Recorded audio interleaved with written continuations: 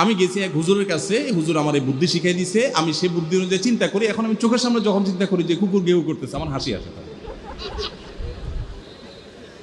বউ চিন্তা করে, কি বললা তুমি? তাহলে তুমি এই মনে করো আমারে? তাদের সাথে পাল্টা ঝগড়া না করলেও কিন্তু মেজাজ গরম হয়। কদিন আগে শুনছেন না পত্রিকা যে এক মহিলা স্বামীরে ডিভোর্স দিছে কেন? কারণ স্বামী ঝগড়া করে না। কদিন আগে পত্রিকা দেখছে। থানবী রহমতুল্লাহর কাছে এক লোক এসে বলল, হুজুর আমার বাসায় যখনই যাই দরজাটা খুলতে দেরি, আমার মাথার উপরে আকাশ ভেঙে পড়তে দেরি নেই। যেটাই করি, বাজার করে এনে তার হাতে দিলেও রাগ, রাখলেও রাগ, আমার সাথে সারাদিন শুধু ঘেউ ঘেউ করে। আর সহ্য করতে পারি না। আমারে কোনো দোয়া দুরুদ আমল শিখাই দেন যে আমার এই বাসার অত্যাচারটা যেন থামে। তো থানবী রহমতুল্লাহ বললেন যে শোনো, তোমার একটা বুদ্ধি শিখাই দেই, দোয়া দুরুদ না। বুদ্ধি হলো, এখন থেকে বাসায় গিয়ে দরজা নক করবা, যে নক করার আগে 1 মিনিটের মোরাকাবা করবা। কি করবা? মোরাকাবা বুঝেন? ধ্যান। ধ্যান এটা কল্পনার জগতে ডুবে যাবা 1 মিনিটের জন্য, জাস্ট 60 সেকেন্ড। কি ধ্যান করবা? দরজায় যায় থামবা, থেমে চোখ বন্ধ করে মাথাটা নিচু করে চিন্তা করবা, আমার ঘরের ভিতরে একটা কুকুর আছে, আর কুকুর মানুষ দেখলে কি করবে? ঘেউ ঘেউ করবে। অতএব এটাতে আমার রাগ হওয়ার তো কিছু নাই। কুকুর কেন ঘেউ ঘেউ করছে এটা জিজ্ঞেস করার তার এক বোকামি। অতএব এটা আমি মাথায় কিছু নেব না, ইগনোর করব। কুকুর থাকলে কুকুর তো ঘেউ ঘেউ করবে, এটা চিন্তা করে এরপরে বিসমিল্লাহ পড়ে নক করবা। তো এই বুদ্ধি অনুযায়ী পরের দিন আসছে বাসা, আগে 1 মিনিট মোরাকাবা করছে, এরপরে দরজা নক করছে। যথারীতি দরজা খোলার পরেই শুরু হয়ে গেছে যুদ্ধ।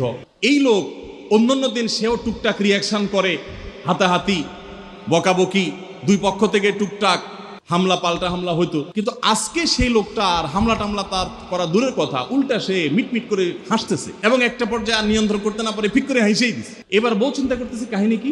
কারণ যারা ঝগড়া করে তাদের সাথে পাল্টা ঝগড়া না করলেও কিন্তু মেজাজ গরম হয়। কদিন আগে শুনছেন না পত্রিকা যে এক মহিলা স্বামীরে ডিভোর্স দিছে কেন? কারণ স্বামী ঝগড়া করে না। কদিন আগে পত্রিকা দেখছে। এই মহিলা যখন দেখছে স্বামী হাসে দিছে, সে এবার ঝগড়া থামায়া বলতেছে, ঠান্ডা মাথা বলছে, কাহিনী কি বলতো? তুমি হাসতেছো কেন? বল না কিছু না। সে তো বলবে না। স্বামী মনে করছে হয়তো অন্য কোনো কাহিনী আছে, কোনোভাবে উদ্ধার করতে পারে নাই। পরের দিন আবার সেম কাহিনী, আবারও হেসে দিচ্ছে। মহিলা চিন্তা করছে ব্যাপার কি? বলে না, আজকে তো তোমার একদিন কি আমার একদিন, বলতেই হবে তোমার। কেন তুমি হাসতেছো? আমার ঝগড়ার বিনিময়ে তুমি ঝগড়া না করে হাসতেছো, অপমান করতেছো। আমার ঝগড়ার কোনো দাম নাই, আমি কি কথা বলতেছি না, এগুলো কোনো মূল্য নাই। যখন চেতে যাচ্ছে এবার বলতেছে, শোনো তুমি যেহেতু জোরই করতেছো, তাইলে আমি বলি, আমি গেছি এক হুজুরের কাছে, হুজুর আমার এই বুদ্ধি শিখাই দিছে, আমি সেই বুদ্ধি অনুযায়ী চিন্তা করি। এখন আমি চোখের সামনে যখন চিন্তা করি যে কুকুর গেউ করতেছে, আমার হাসি আসে।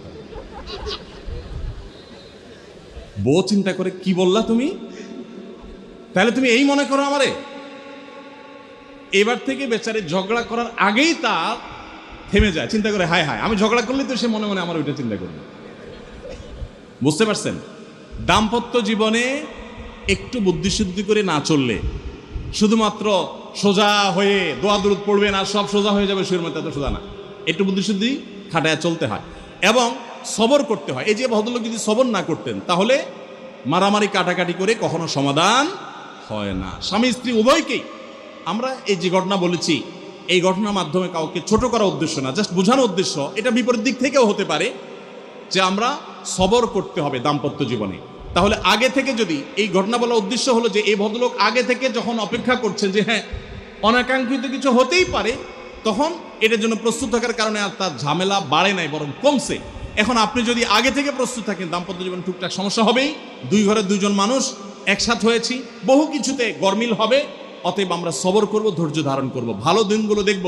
প্রিয় নবী সাল্লাল্লাহু আলাইহি সাল্লাম বলেছেন, তুমি তোমার স্ত্রীর কোনো কিছু দেখে যদি রাগান্বিত হও, তুমি তোমার স্বামীর কিছু দেখে যদি মেজাজ গরম হয়, তো মনে রাখবা তার অনেক গুণ আছে যেটা দেখলে তোমার ভালো লাগা কাজ করবে। কারণ একটা মানুষ এমন নাই পৃথিবীতে যার সব গুণ খারাপ, একটা গুণও ভালো নাই।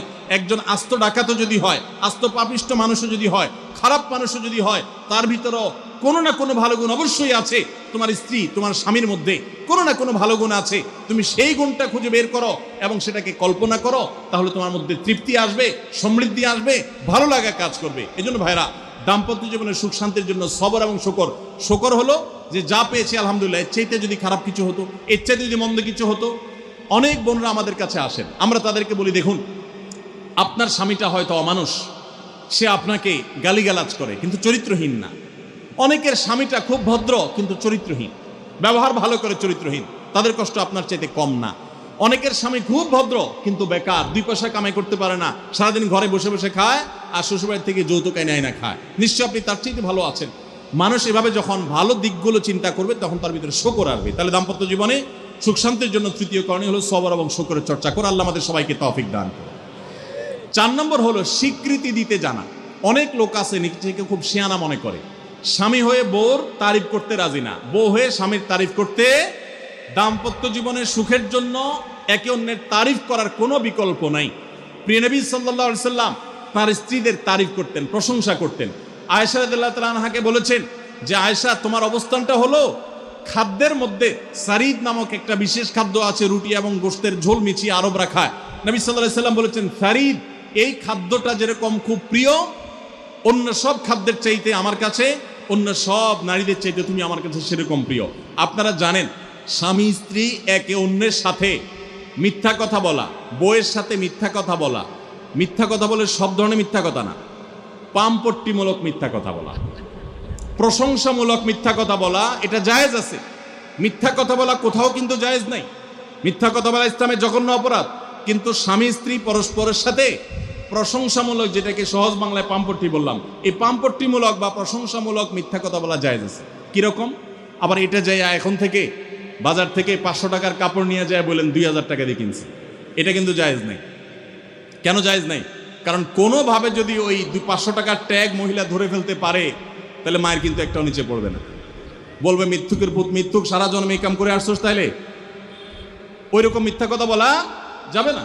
আমার পরিচিত এক লোক আছে, সরকারি একজন কর্মকর্তা বড়, উনি বলেন যে মহিলাদেরকে বাজার করে খুশি করার মতো কঠিন কাজ আরেকটা খুব কম আছে। যারা সংসার করেন তারা জানেন। কারণ আমি একটা কথা প্রায় বলি, দুনিয়াতে বহু বুদ্ধিমান মানুষ আছে, বহু চালাক মানুষ আছে, কিন্তু একটাও চালাক বা বুদ্ধিমান স্বামী আছে বলে আমার মনে হয় না পৃথিবীতে। বুঝা ঠিক বলছেন? বহু চালাক বুদ্ধিমান মানুষ দুনিয়াতে আছে, কিন্তু কোনো চালাক বা বুদ্ধিমান স্বামী দুনিয়াতে। তার মানে কি? প্রত্যেকটা বউয়ের কাছে তার স্বামীটা হলো আস্ত বেকুব। যত বড় শিক্ষিত হোক, যত বড় রাজনীতিবিদ হোক, যত বড় মাথাওয়ালা হোক, যত বড় শেয়ানা হোক, যত বড় ব্যবসায়ী হোক, বউয়ের কাছে বউগুলা, সব বউরা, মহিলারা মনে করে কি এ বেটা বেকুব। ম্যাক্সিমাম ক্ষেত্রে এটার ভিতরে আলাদা একটা আনন্দ আছে। বউয়ের কাছে বেশি শেয়ানা সাজার ভিতরে বেশি আনন্দ নাই। পরিবারের কাছে বেশি শেয়ানামি করতে হয় না, সেখানে বোকা সাজার ভিতরে একটা আনন্দ আছে। যাই হোক, তো ওই যে ভদ্রলোকের কথা বলছিলাম, বাজারের কথা বলছিলাম, যে বাজার করে মহিলাদের খুশি করা খুব কঠিন। আপনি গোশত কিনেন, মাছ কিনেন, যাই কিনেন, তারা খুব কমই সন্তুষ্ট থাকে। বেশিরভাগ ক্ষেত্রে, সব মেয়েদের কথা বলছি না। কেন সন্তুষ্ট থাকে না? কারণ তারা আশা করে আরো কম দামে কিনবেন, আরো কম দামে কিনবেন। আপনি জিতে গেলে তারা খুশি, হেরে গেলে আপনারা বকাজু বেশি। তো এক সরকারি কর্মকর্তা, বড় কর্মকর্তা, আমাকে বলতেছিলেন যে দেখেন, আমি সারা জীবন বাজার করি আর বইয়ের বকা শুনি। আমি চলে যাওয়ার পর আমার অফিসের একজন কেরানি আছে, তাকে দায়িত্ব দিছি বাজার টাজার করার জন্য। এই লোক বাজার করার পর আমার বউ বিরাট খুশি, বলে যে তার নাম ধরে বলতেছে, অমুক বাজার করলে প্রতিদিন ঠিক মতো বাজার করে, দাম দোষ ঠিকঠাক থাকে, মাপজোপ সব ঠিকঠাক থাকে, তোমারে প্রতিদিন ধরায় দেয় দোকানদার, কমায় দেয়। 2 কেজির গোশত আমার কাছে মনে হয় 1.5 কেজি দিছে, ওজন কম দিছে মনে হয়, নজরে উঠে না। তো লোকটা বলেছে আমার খুব সন্দেহ হলো, একই দোকান থেকে আমিও আনি, সেও আনে, আর আমার তো ঠকানোর কথা না, পরিচিত দোকানদার। তাহলে মহিলা এই কথা বললো, তার ব্যাপারে কাহিনীটা কি? তারা ডেকে বলছে, বলো তো কাহিনী কি, সিক্রেটটা কি? তো লোকটা বলতেছে যে স্যার, সত্য বলতে কি, আমি গোশত 3 কেজি কিনলে ম্যাডামকে বলতাম 2 কেজি, 1000 টাকা কিনলে ম্যাডামরে বলতাম 500 টাকা। টাকা তো আপনি দিবেন, আপনার সাথে বোঝাপড়া হবে, কিন্তু আমি জানি বাসায় এটা বললে বউরা খুশি থাকে। তো এই জন্য আমি একটু কমায় কমায় বলি দাম, আর জিনিস কমায় কমায় বলি। তখন সে প্রতিদিন 2 কেজি মাংস যেটা দেখে আপনি আনেন, আজকে দেখে যে সে 1 কেজি মাংস ওই পরিমাণ, তখন সে তো খুশি হবেই স্যার। তখন ওই লোকটা বলতেছে, দেখেন, সে এইটা করে আমার গোটা সংসারে আগুন ধরায় দিচ্ছে। তো এইভাবে মিথ্যা কথা বলা কিন্তু জায়েজ নাই। কোন মিথ্যা কথা বলা জায়েজ আছে? ধরেন আপনি আপনার বউরে বললেন, দেখো তুমি চাঁদের চাইতেও সুন্দর। কিসের চাইতে সুন্দর? ভাই চাঁদের চাইতে উজ্জ্বল মানুষ হয় সম্ভব? ডাহা মিথ্যা কথা না? কিন্তু এই মিথ্যা কথা বলা কি আছে? জায়েজ আছে। সৌদি আরবের একজন আলেম, ডক্টর আয়েজ আল কারনি, মুসলিম বিশ্বের সবচেয়ে জনপ্রিয় আলেমদের মধ্যে একজন। ওনার একটা বক্তব্য আমি শুনেছি, অত্যন্ত চমৎকার কথা বলেন এবং দারুণ দারুণ টিপস দিয়ে থাকেন। উনি বলেন যে একটা ইউনিভার্সিটি প্রোগ্রামে স্টুডেন্টদের সামনে উনি বলছিলেন যে আমি একবার একটা আইডিয়া দিয়েছি দাম্পত্য জীবনের সুখ শান্তির জন্য, বলেন যে এটা ইমপ্লিমেন্ট করে অনেকেই সুফল পেয়েছেন, আমাকে ব্যক্তিগতভাবে জানিয়েছেন। টিপসটা কি? টিপসটা হলো উনি বললেন যে বাসায় ঢুকে মাঝে মধ্যে, সবসময় করলে আবার মাইর খাবেন, যখন দেখবেন বউয়ের মুড টুট ভালো আছে, বাসায় ঢুকে আস্তে করে লাইটের সুইচটা অফ করে দিবেন। তখন বউ কি ব্যাপার, লাইট বন্ধ করলা কেন?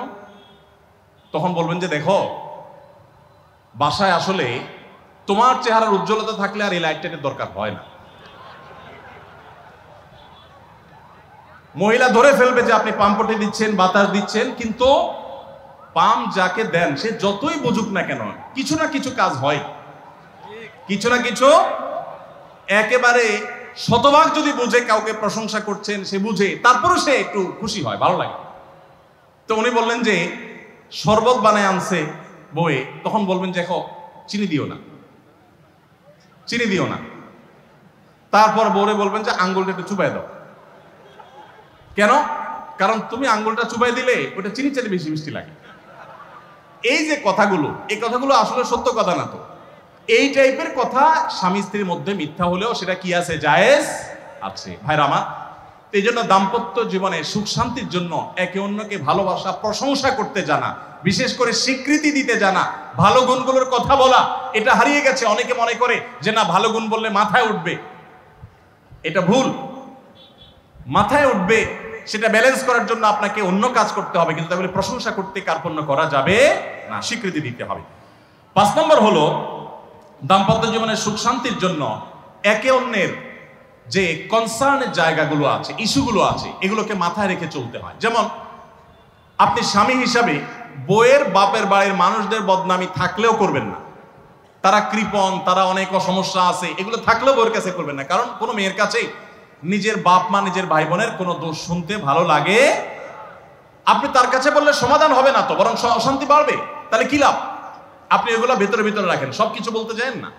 এবং তাদের পারলে আরো প্রশংসা করেন যে আমার শাশুড়ির রান্নাটা খুব ভালো, মাশাআল্লাহ, আমার শ্যালকের এই গুণটা খুবই ভালো, আমার শ্যালিকার ওই গুণটা ভালো। যত বেশি তার বাপের বাড়ির তারিফ করবেন, দেখবেন যে আপনার ঘর পুরাই শান্তি। ঠিক একইভাবে মা বোনরা যারা আছেন, তারা স্বামীদের দুর্বল পয়েন্টগুলোকে মাথায় রাখবেন। যে কথা বললে স্বামী স্ত্রী উভয় জানেন যে যেটা বললে তার মনে কষ্ট হয়, সেটা তাকে বলবেন না। অনেক মহিলা আছে বাহিরের রান্নার তারিফ শুনলে তার মাথা নষ্ট হয়ে যায়, আছে না নেই? যে ঘরে এসে বাইরের রান্নার তারিফ শুনতে চাই না। তাহলে বাইরের রান্না ভালো হইলেও এগুলোকে ভালো বলবেন না, চুপচাপ থাকবে, মিথ্যা বলার দরকার নেই। তাহলে এই বিষয়গুলো মাথায় রেখে চলা, যে কি বললে তার কষ্ট হয়, ইনশাআল্লাহ এতে দাম্পত্য জীবনে সুখ শান্তি হবে। এর পাশাপাশি 6 নম্বর হলো সময় দেওয়া।